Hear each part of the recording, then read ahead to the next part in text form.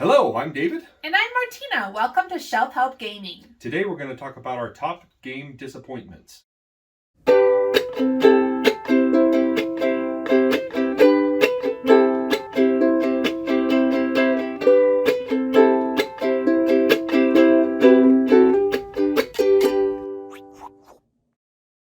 Now, some of these are games that we were really expecting to like, and they just fell flat for whatever reason.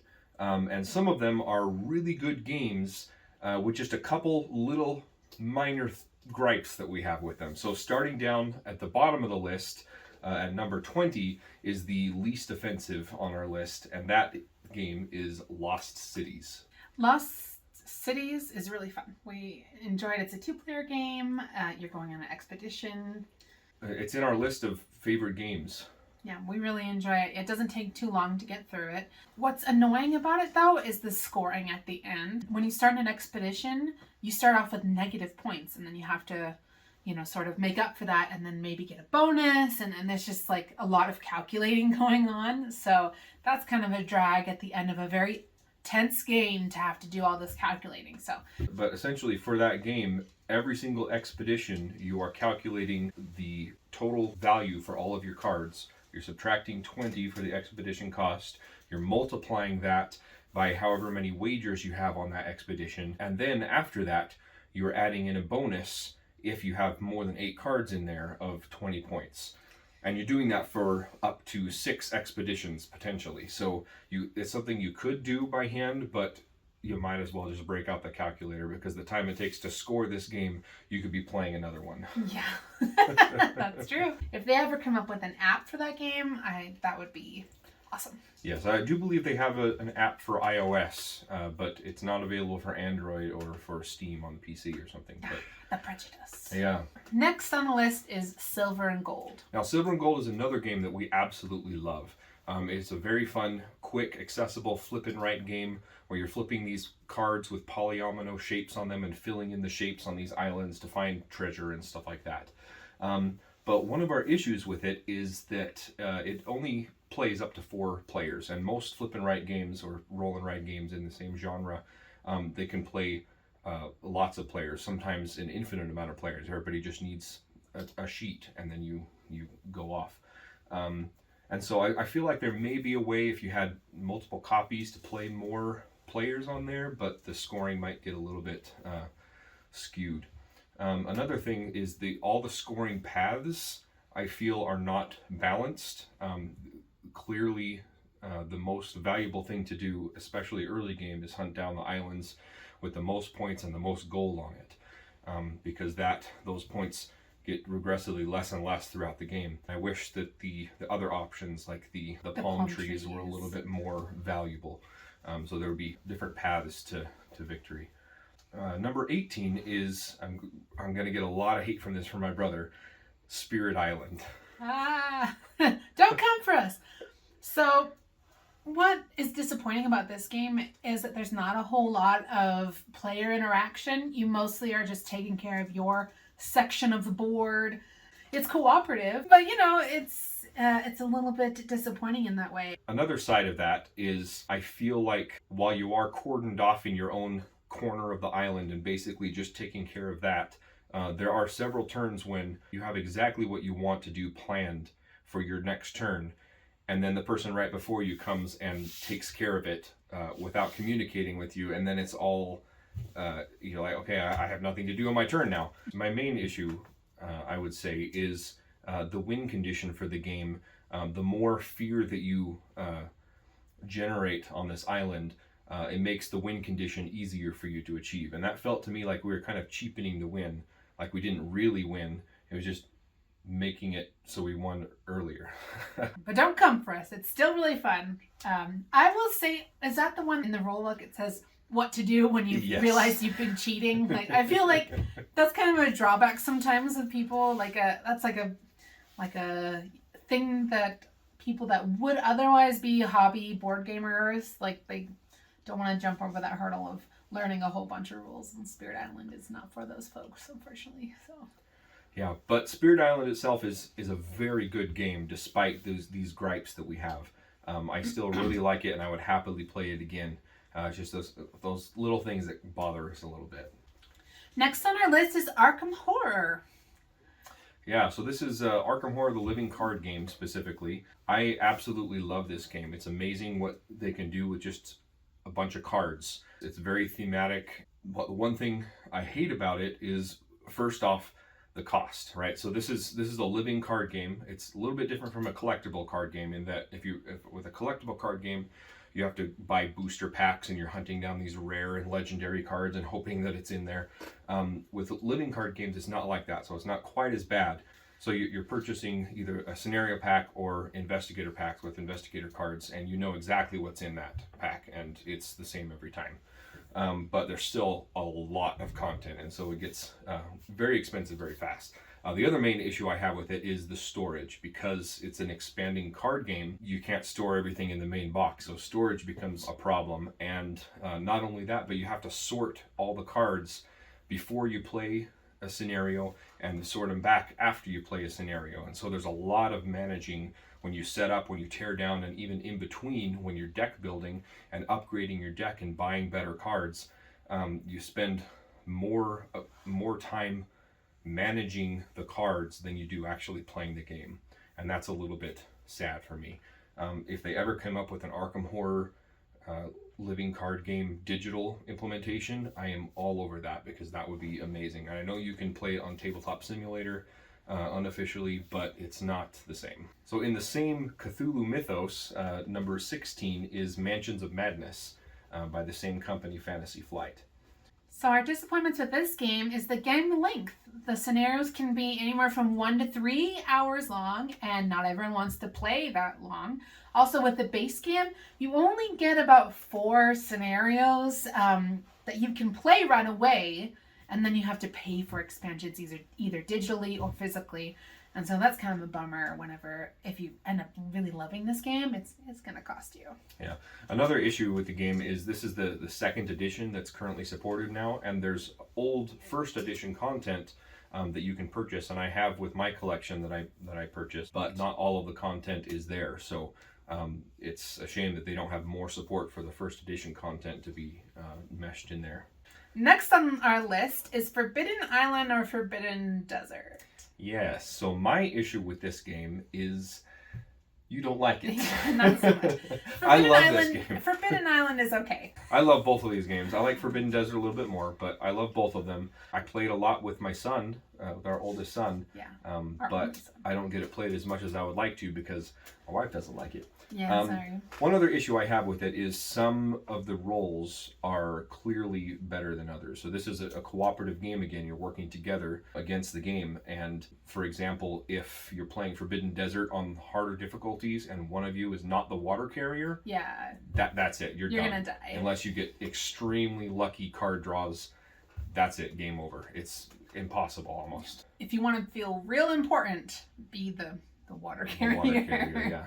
All right, so number 14, back into the horror genre, is Betrayal Legacy. Yeah, this one's hard. We have not actually played this game, have we? So you bought this game for me 2 years ago for Christmas, yeah. I think, because we love Betrayal: A House on the Hill, and this game is a legacy version of that game, which means you go through a campaign scenario of, I think, 12 or 13 games, and you permanently change your game. You put stickers on some of the tiles, you rip up cards, and make choices throughout the thing that changes your game throughout several playthroughs. Yeah, which sounds like a lot of fun, but unfortunately you have to have a dedicated group to do this, and we just moved to this area and we don't have any friends. So, I mean, not ones that we know would be dedicated to play all the scenarios all the way through. Also, the player count is awkward because it's 5. Most of the time when we have game nights, we invite couples over and we play with 4 or 6 players. That's our most common player count. And so having a game that's 5, which the original Betrayal had 6 players, which was fine. But for some reason the legacy version only accounts for 5 players. Yeah. So, but we will get that played. It's just a little bit disappointing. Next on our list, coming at 13, is Marvel United. Yes, so Marvel United is another game that I absolutely love. Martina's okay. all right on it, Okay. but again, I play this with my son all the time. But my main issue with this game is its lack of retail availability. It was a Kickstarter, and then it was very successful, very popular, and they did a second Kickstarter introducing the X-Men mostly. And I started playing the game right at the end of the X-Men campaign, so I wasn't able to back anything else. So I just have the base game, and I hunted down both of the Spider-Man expansions. Into the Spider-Verse and Sinister Six, which are two of the highest rated expansions. But the price scalpers online for everything else, all the Kickstarter promos and everything is just absolutely insane. So if that's something, if they come out with another Kickstarter campaign to do a second printing of that, I am going all in on this game because I love it so much and we have so much fun with my son playing it. Another issue with the game is the storage options. Because there's so much content, again, I only have 3 boxes of it, but because there's so much content and that content is variable, the game's storage options becomes an issue. There's a lot of wasted space in those boxes, and lots of people pare down the content into 1 or 2 boxes, depending on how much content they have, but the storage options aren't really available there. You kind of have to do custom options because everybody has a different amount of content because it's not available on retail. So that's annoying. Another small gripe that I had with the game, but I've come to love it, is the chibi art style. They have these like Funko Pop style bigger head miniatures, which I didn't like at first, but they've kind of grown on me. All right, so number 12 on our list is a big Kickstarter game called Dwellings of Eldervale. I love Dwellings of Eldervale. It's such a good game. It's a lot. Then that's our disappointment with it, is it's almost too many mechanisms to keep track of. Like Dwellings of Eldervale is an amazing game. It's a mixture of area control, resource management, tableau building, and worker placement, and it's an amazing game. There's so many things coming together. You basically have markers going on several tracks to keep track of your score. And it's a lot. And also, in the game, you get these magic cards, and some of them are really powerful. Some of them are like not really powerful. Some of them are not very powerful, but they're very expensive to cast. So it's not very consistent in that regard. So the game length is kind of a problem. We actually recently played this game with our son, and it always takes a little bit longer with younger players, but it took all day almost.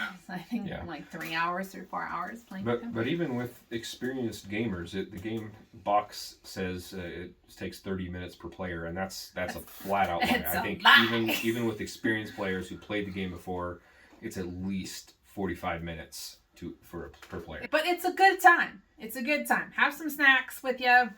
You know, it's a good time. Number 11 is Wingspan. So this is another one I'll probably get lots of hate down in the comments, but and Wingspan is a great game. I love it.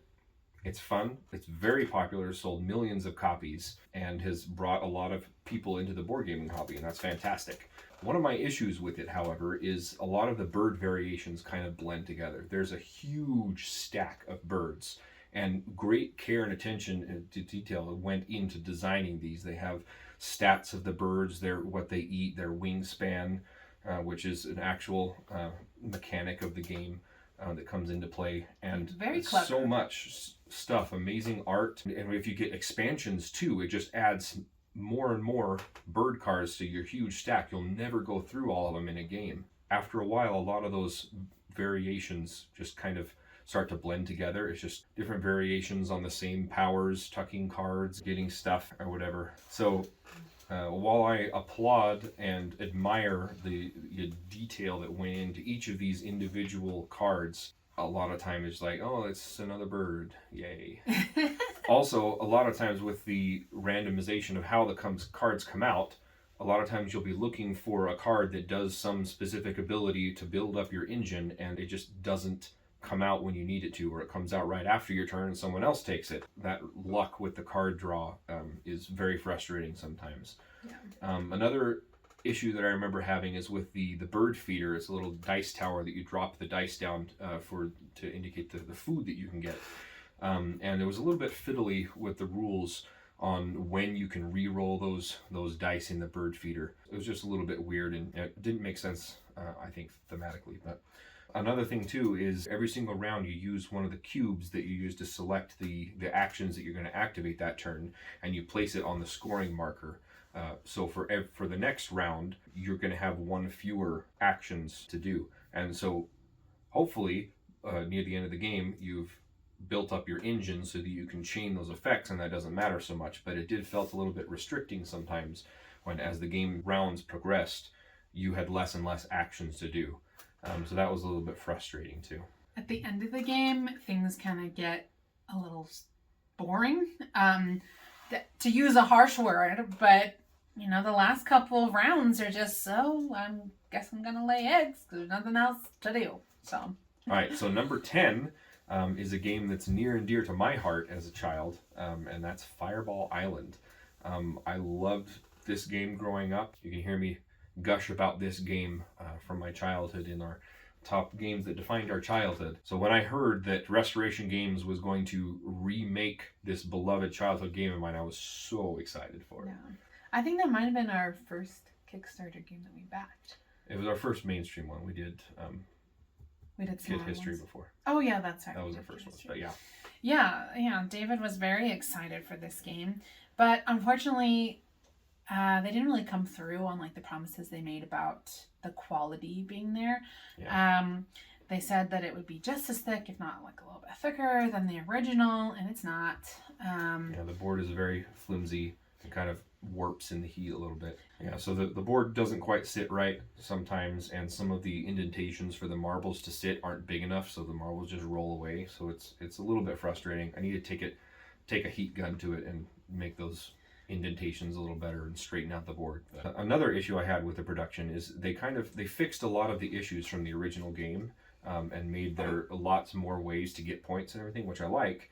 But one thing they added was these trees that you can rotate the roots to kind of block off different areas, but they're ineffective. They're completely ineffective. The roots aren't long enough to be effectiveness at all. They don't affect the marble's trajectory at all. So most of the time we just don't even bother with the trees. They're there on the board just to look pretty, and they don't really do much of anything. So that was a little bit disappointing. Yeah. Another thing that we were disappointed about was the Kickstarter price was kind of expensive, and you can actually get it at Target. It's a little lower quality, but you can get it for $35 at Target. Yeah, so you can get the base game. It's the Race to Adventure. They changed the name instead of the Curse of Volcar. It's Fireball Island Race to Adventure. And yeah, the Target, $35. And just the base game. We didn't have all the expansions, which I was happy to pay the Kickstarter price. But it was just a little bit gut-wrenching seeing the $35 price tag at Target. I could have waited. Next on our list is Splendor. So Splendor, again, is a really great game. It stood the test of time.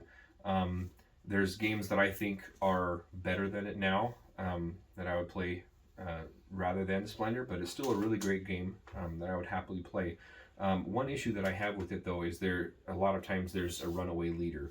Well, where one person will get lucky and get that one card that they need before someone else, and then they've got a head start, and it's really hard to catch up.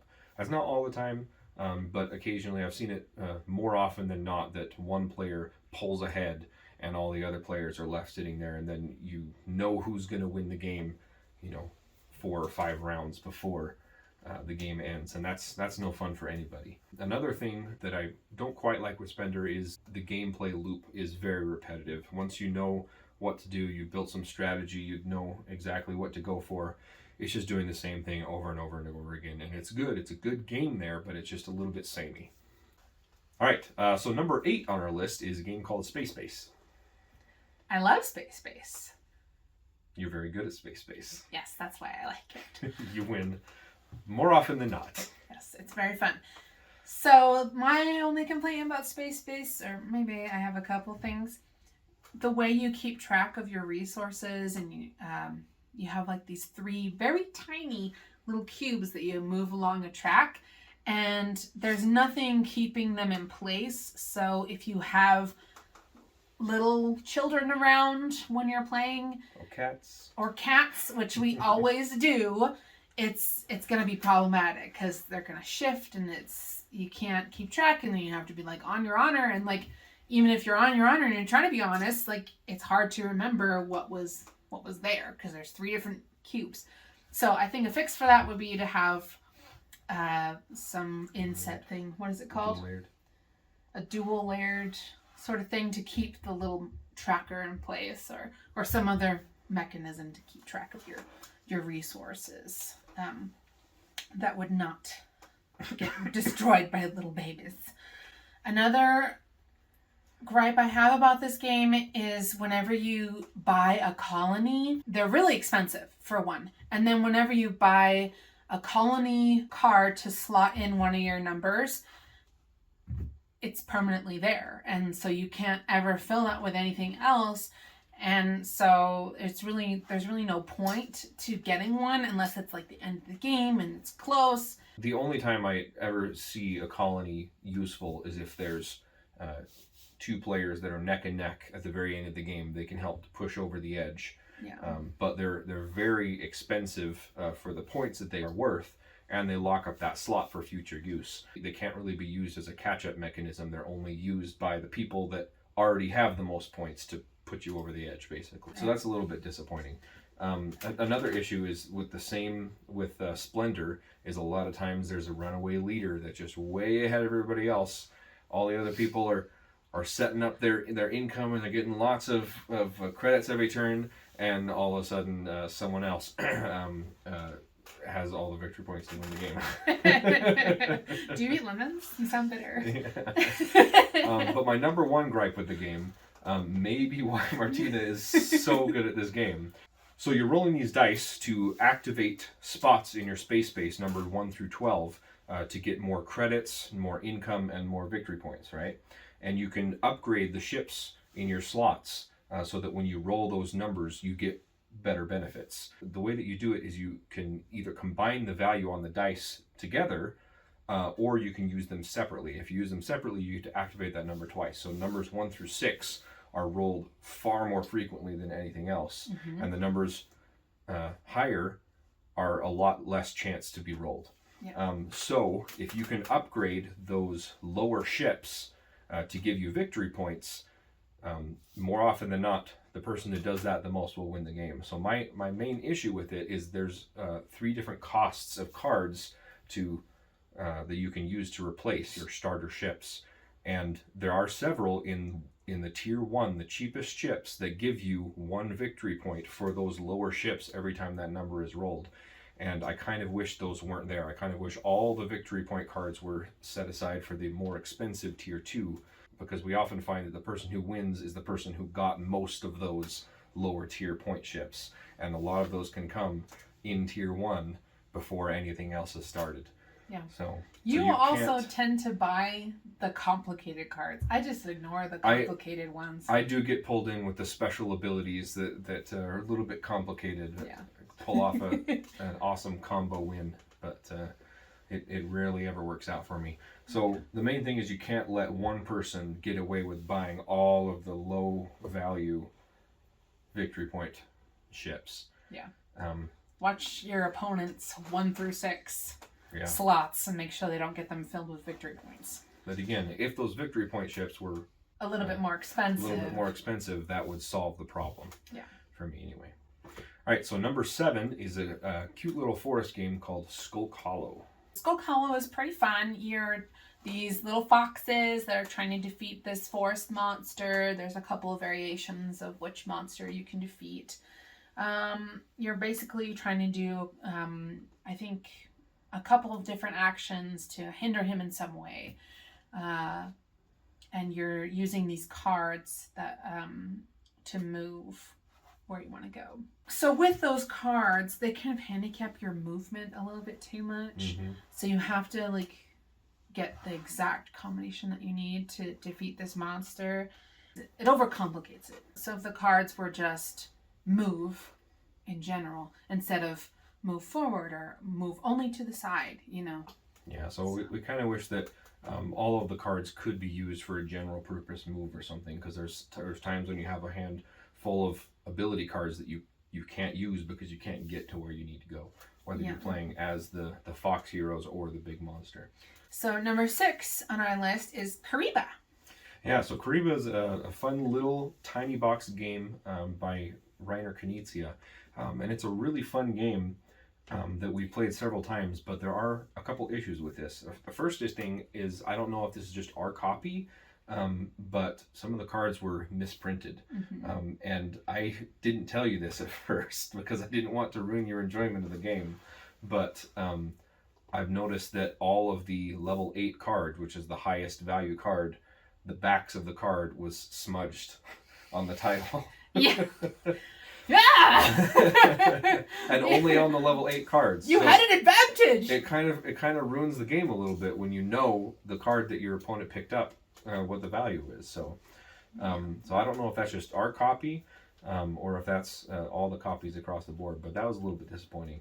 My other issue with the game is we really like this as a 2-player game, because you're playing down these animals, and with a 2-player game, you can strategize a lot more and plan for your future turns to pick up lots of points. But with more players, unfortunately, 3 or 4 players, it's very likely that by the time it gets back around to your turn, what you were planning has gone out the window and someone has taken those cards that you were waiting to do. So I think in a 2-player game, it's a very strategic, awesome game. 3 or 4 players, it's still fun, it's still strategic, but it's more of, I get points however and whenever you can pick them up. Yeah, it gets kind of chaotic with more than 2 people. With 2 people, it's a fun, simple strategy game, but more than that, it's not as fun. All right, so number 5 is a game called Cover Your Kingdom, which is the remake game of Cover Your Assets. Yeah, Cover Your Kingdom, I really enjoyed the art on those cards and the fun jokes that were in them, and it's very, very punny. Humor on there, but unfortunately this game is just kind of a lucky take that type of game, and you're just kind of trying to get back at the people you're playing with, and it's just it's too lucky, basically. It's still a fun game, especially to play with families, but yeah, it's just way too lucky and way too much take that in the game. So number 4 on our list is Disney Villainous. Yes, so this one hurts me a little bit because I really wanted to like this game, and I still do like it, but this is another one that my wife Martina here doesn't like. It's so disappointing. I'm so sad. When I think about this game, I get sad. Because I'm like, I wanted to like it so bad. I mean, you can play as Scar. Like, I really love Lion King, and I'm a Disney person. I love it. So just to have this game not be all that I wanted it to be, it makes me sad. It's very disappointing. So what I don't like about it is there's not a whole lot of interaction, I feel like, with other players. You're kind of just playing your own game, trying to do your own objectives, and like it's multiplayer solo, basically. And like I don't really like that. I feel like Disney people are gonna wanna, I don't know. For me, I felt like this was a fun family game to play and like interact, and this didn't inspire conversations, and it was disappointing to me. So another issue is a lot of the characters are dependent on this fate deck, which you use normally. You do a fate action to screw over other players and kind of halt their progress, and play hero cards or events and stuff on their board to hamper with them.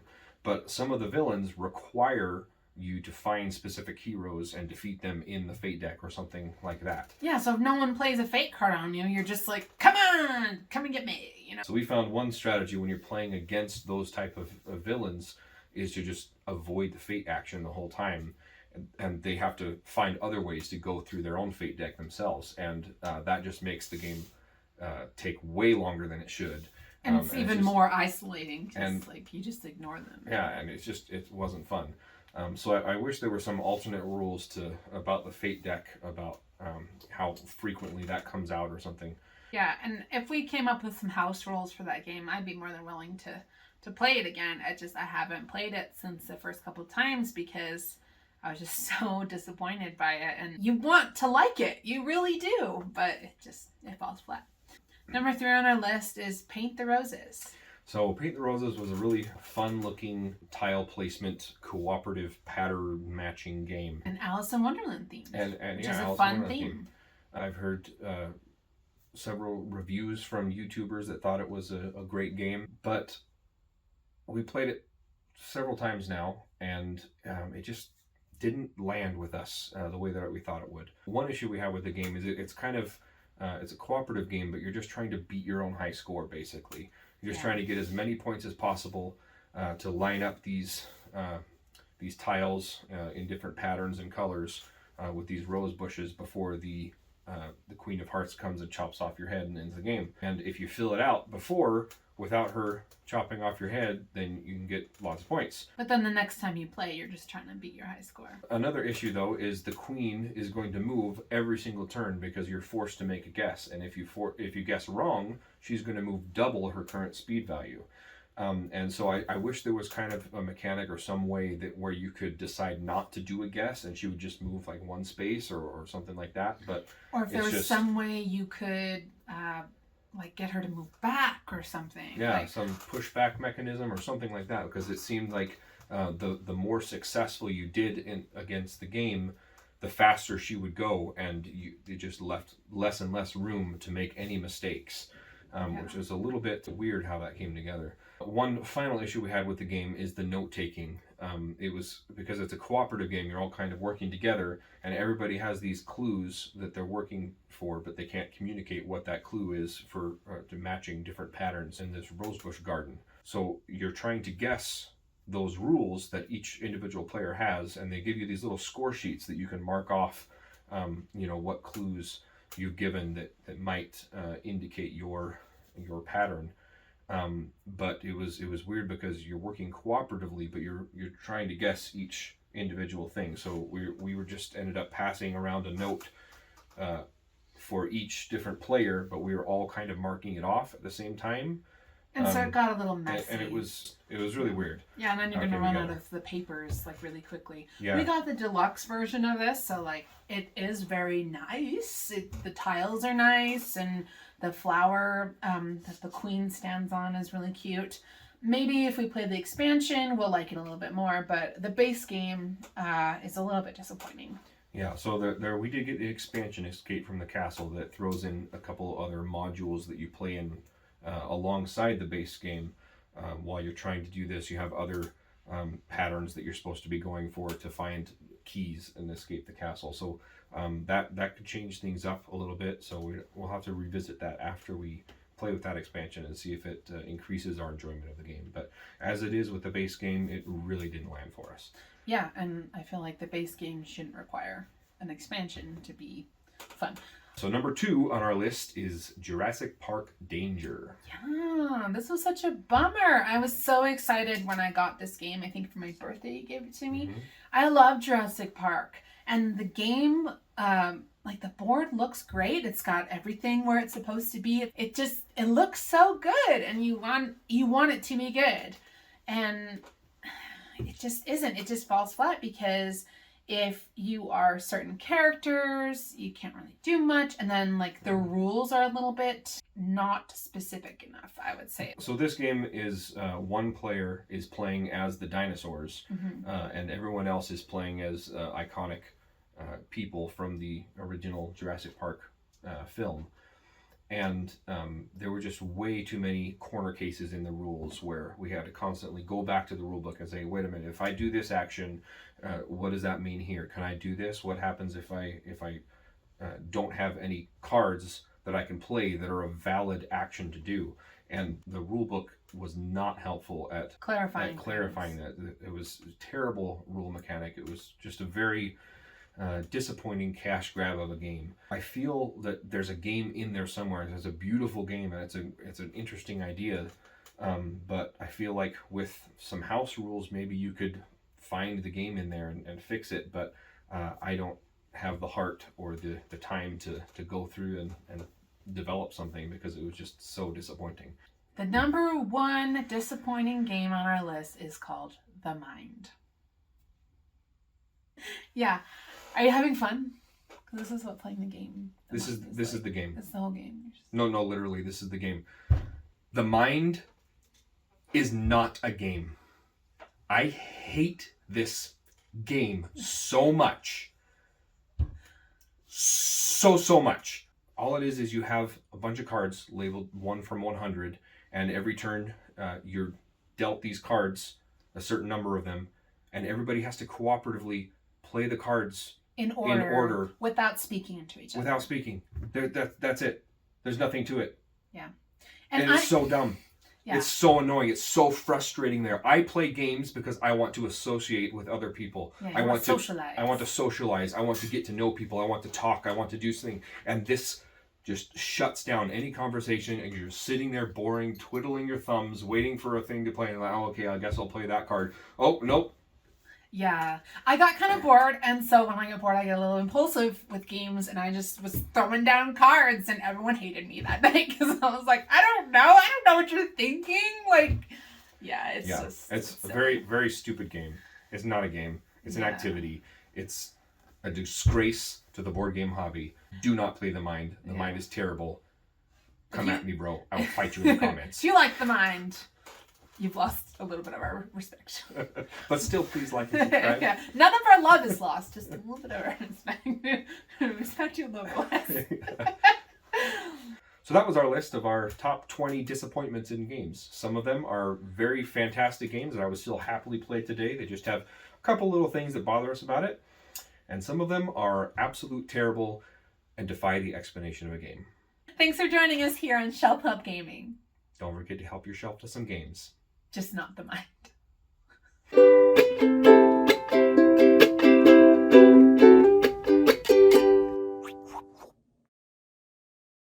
Today we're going to talk about our getting stuff or whatever. And I'm Martina. Welcome to Shake. Oh, welcome to Shake. Okay, sorry. Go ahead. Do it again. Sorry. We'll get this. Yeah, we'll do it. Love Arkham Horror. I feel like that's the trend for like, tell me your husband won't ever cheat on you without telling me your husband won't ever cheat on you. This is Arkham Horror. Because he's a nerd. Yep.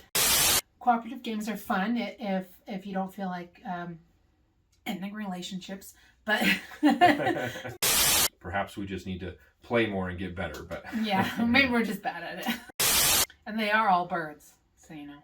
Yeah. How unique can they get? Yeah. Top games that defined our childhood. Yeah, look for that one. We've already posted it. It's before this one.